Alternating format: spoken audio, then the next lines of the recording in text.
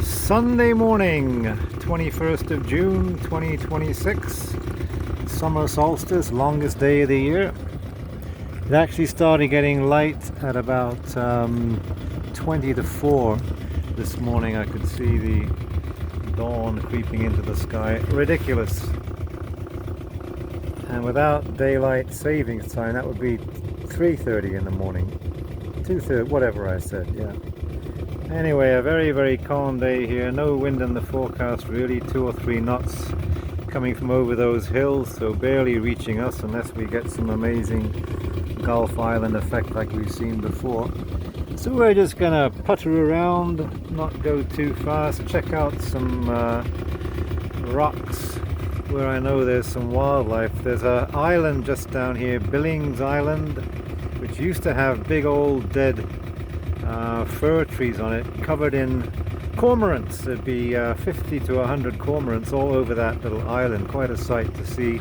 I'm going to check if that's still there. That's 20-30 years since I've seen that. And we'll check out the Wallace Island anchorages. I've never anchored there before. Depending how busy it gets, we may anchor there, or Clam Bay, or even just come back to Montague Harbour and Shell Beach here. So a lazy day, not going too fast, no hurry. If you see some wind, we might get the sails up. No real plans, just kind of meandering about. Great illustration of hull speed here. He's actually right in the middle of his the wake he's making. So the wave of his wake begins at his bow there and ends right at his stern. If you go any faster than that, the boat just sucks itself downwards, creating even more resistance, stopping you going any faster, so you can burn a lot more fuel, make a lot more noise, but just be sitting lower in the water going the same speed. So he's going hull speed right now, and that's the perfect example. So more on the phone dimming problem. I looked it up, and sure enough, keeping the screen bright takes a lot of energy, makes a lot of heat. If you're on a hot day, keeping the screen bright, you're going to overheat the phone, potentially damage the battery. That's why it will automatically dim the screen if it senses it's getting too warm. It's hitting somebody's wake, that last boat that went by. And it doesn't dim it completely, and you cannot dim the screen completely, but on a bright sunny day it's very, very dim, and you just cannot, it looks like it's completely blank. So go somewhere really dark, let the phone cool off, it will come back. I mean, who knew? It makes perfect sense, but until you actually experience it, you just don't know. This guy is going hull speed too.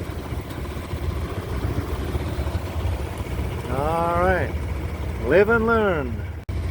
While we're doing live and learn, this happened a week ago. I've been too ashamed to report it. Backing up with lots of rope on the dinghy like that, and even though it's a polypropylene line supposed to be floating, I should have taken that head on, but I didn't see it till it was too late. So back to the line here. So backing up while anchoring, I didn't pull in the dinghy like I usually do, and there was enough, even though it's floating line there, the turbulence created by going backwards sucked the line down and wrapped it around the prop. Something you do not want to happen. If that happens at high speed, you could just damage the engine as it comes to a sudden halt as the rope gets churned in there. I had to lean over the dinghy with my new sharp knife and cut it free. Another lesson learned. There's the other end of it. So I had to first of all cut off the line, then cut off the bits which were tied around the shaft. Got away with it. The engine's just fine. And just reiterate, even though it's floating line for that purpose, so it doesn't sink down and get around your prop. But even so, it happened. Don't even trust your floating line to float. Stalkless. Well, the gnarly old trees are certainly still there. I only see one cormorant though. I think there were dozens there the last time I saw it 20 years ago, and before that even more. But it could just be the time of year. Sounds like oyster catchers on there making that little noise, and just some seagulls there. But quite the sight.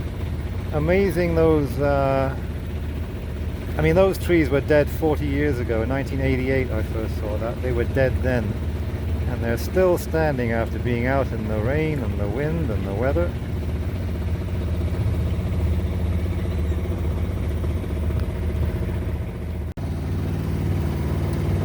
This is Wallace Island. It's a provincial park. I've never anchored here. I don't know why not. Maybe it wasn't a park when I was around here 30, 40 years ago. Or maybe it's just too popular in the summer. Oh, hit a tiny log back there. It's coated in algae. You didn't see it, I heard it. You don't want to hear bumps like that. Anyway, there are two coves here you can anchor in. The first one looks very shallow. You wouldn't want to go in there at a low tide. I'm just going to poke in there, have a look. The tide's pretty high right now. We've got 8 feet, so it's totally safe. Just see what she's like. Could be a nice place to anchor on a night when the tide's not that steep. That's the entrance right there. As usual, all you can see is my block in the way. So here's the entrance to the cove. I think I know another ranger tug there. We had 2 with us last night. He looks like he's sitting on the bottom, but that wouldn't be a problem. Nice muddy bottom. Another boat there. Perhaps that's why I never anchored here before. Too busy. Looks like a beautiful little cove though, maybe come in the off season. Yeah, you have to tie to the shore here, so anchor one end and tie up the other end, except if you get here, ooh, there's a whole dock there for the power boaters. Yeah, okay. That's why I never anchored here before. Well, nice cove. Come here in the off season, just tie up at the dock there. That could work. More people there. Alright. I see what the plan is here. But yeah, way too crowded for me. So we're just gonna, just one way, that way, another way, this way.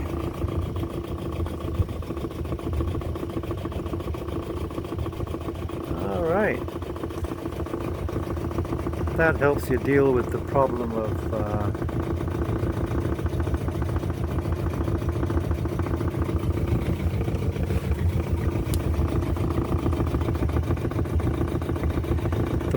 having to tie up with a shoreline because it's so crowded. You just tie up at the dock. I wasn't going to make the turn there in one turn, so I'm going around again, giving myself as much room as I can. But yeah, you can go ashore there and walk around. Be a great place to come in October or March, April, May.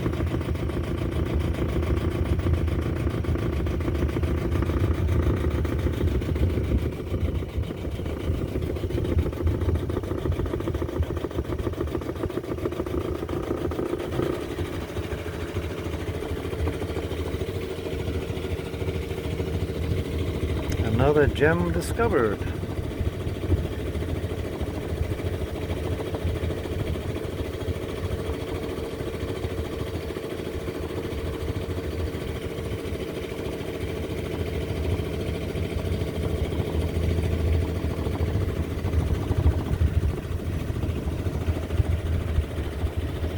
check out the next cove too. It's a lot longer, a lot wider, a lot deeper, though I still think some arbutus trees doing what arbutus do, living on the very edge of the little cliffs, hanging out over the water. That's just what they seem to love. See that all over the Gulf Islands and the coast of BC. So the last inlet was called Canover Inlet. This one's called Princess Cove, being guarded there by a bald eagle. First one I've seen today, surprisingly. Yeah, a few boats in there. It's not as protected as the last one. Just a bunch of reefs on this side, probably covered in a high tide. But we're gonna go poke around anyway. I've got to get past those two big rocks there. This whole thing is a reef just sticking out there. Hello, Mr. Eagle, looking very stately and proud.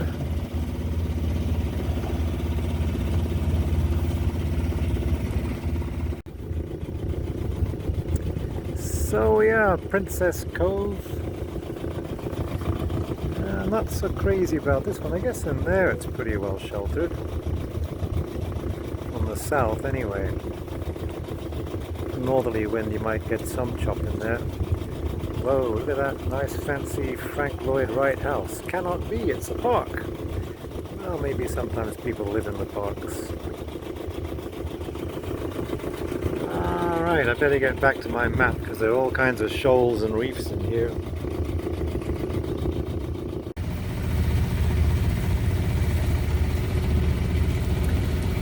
I think I did anchor here just once. Around in this part. I saw the other end was very busy with boats, so I anchored just up here. The water's deep enough. You have all these reefs around you, and that was in the days way before a GPS. You kind of just guessed where you were. It's all we had. We didn't know any better. Probably came closer to running aground than I ever knew on some occasions, and ran aground a couple of times too, but it was always very gentle, very slow, and didn't do any damage to the boat. That's what I intend to really avoid this time. No running aground, no smashing into rocks like that. So yeah, a nice little place back there that wasn't so busy, and the wind's from the south, which it is today. There is a bit of a breeze, about 5 knots. I'm doing 3.5 knots now. I can still feel the wind behind me just a little bit. 5 knots won't do much for me. I can kind of go across it. Going downwind, we've seen, is kind of pathetic. I need to buy a spinnaker. That's a great big sail which go right from the top of my topmast there to the tip of the boom, the bowsprit. Maybe I'll get the sails up once I'm out of here.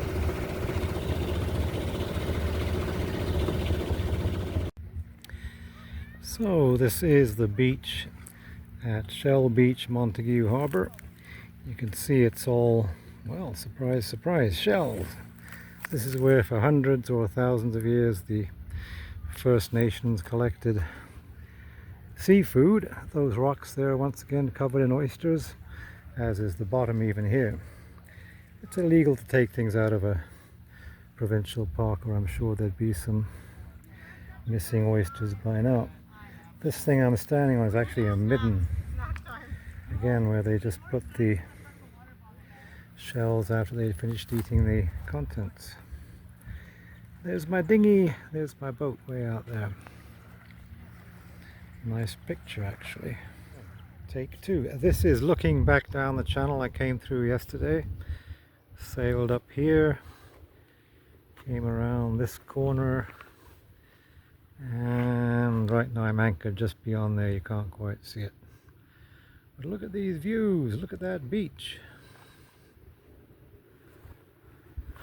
Let's see what the view is like up here.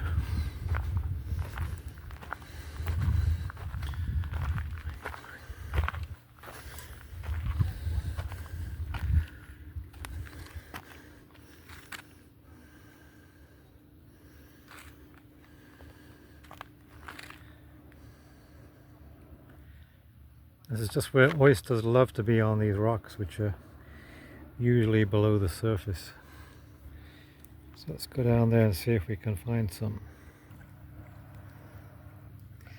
Just down on the beach there, and here we have, well, a whole ton of oysters. Luckily you're not supposed to take anything off the beaches here, so they should be able to live in perpetuity without being disturbed. This is that beach I was referring to earlier. It looks a bit better when the water's a bit higher, so you aren't seeing so much of the gravel and just the white of the shells. But anyway, even at this tide level it's kind of special. So dozens of people on the main beach and just no one here but me and that gentleman who's having a walk. I remember this tree from years back. It's right on the corner, so it's kind of a bit of a landmark. That's the strait we came through, Montague Harbour over here on the left. Well, you haven't changed at all, tree, in 40 years, but then neither have I. See you in 40 more when I'm 107. It's about 5 o'clock Sunday evening.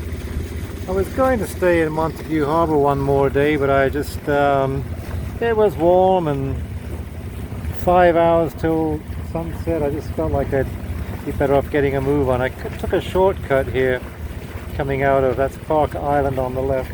This is the channel I went through yesterday evening. It just seemed like the fun thing to do, and it was.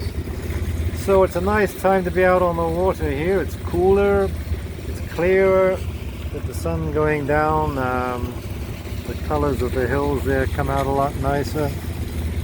So I'm going to Prevost Island. That's Prevost there on the left. Not sure what the one on the right is. I can find that later. I know that one in the distance there's, I think it's Mount Maxwell on Salt Spring. Anyway, didn't have enough action for one day. Had to get something else in. So we're going to a new anchorage to me, Annette Inlet on Prevost Island. Just reading about it. Prevost was bought and owned by an Irish family 150 years ago, and they've been farming it ever since. So privately owned. They may have sold off a few lots here and there. Not expecting it to be very civilized or crowded or full of cottages and roads. We'll see when we get there.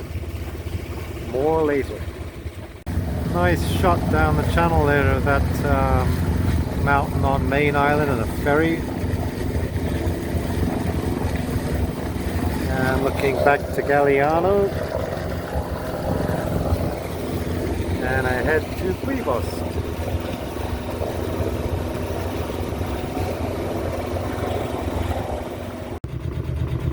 Just coming into Glenthorpe Passage on Prevost Island. Looks like a few cottages there. They have their own docks and boats. And a lot of mooring buoys here, probably privately owned, no doubt privately owned. But it looks well protected from the winds we're getting tonight, which will be from about 90 degrees to my left. And it looks very snug and cozy. I doubt if most of these boats are even occupied. Permanently kept here on these floats by people who own those houses, no doubt.